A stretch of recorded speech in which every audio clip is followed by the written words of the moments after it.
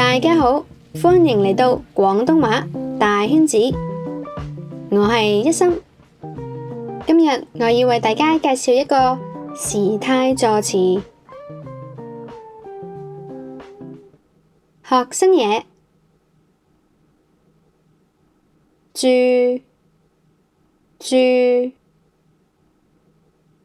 住係用嚟表示一個暫時性嘅動作，而住嘅用法就係一個動詞加住，再加一個名詞或者動作，然後再加先。喺呢度要注意，呢個名詞或者動作係唔係必要加嘅。我哋一齊睇下一啲例子。我唔鍾意呢份工，不過做住先啦。我唔鍾意呢份工，不過做住先啦。我唔鍾意呢份工，不過做住先啦。喺呢度，做就係個動詞啦，意思即係話，因為我唔鍾意呢份工，所以呢份工係暫時性嘅啫，希望將來係可以轉工。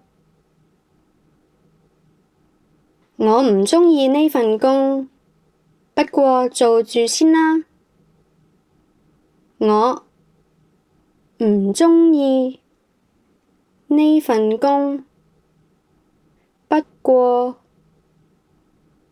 做住先啦。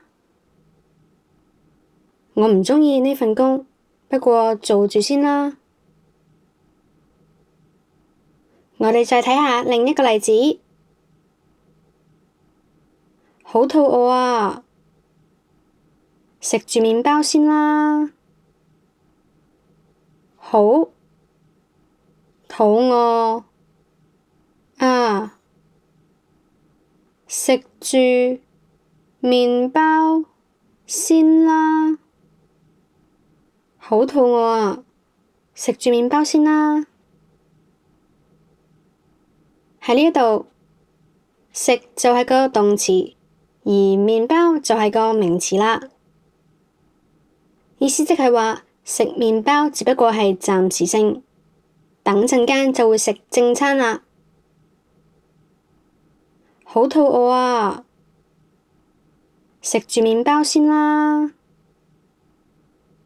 好肚餓啊！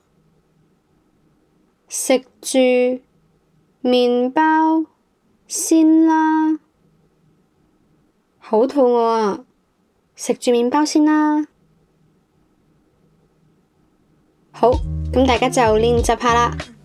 都係嗰句，廣東話係我母語，但係如果有任何錯漏，歡迎留言話畀我知。好，係咁多，食飯先。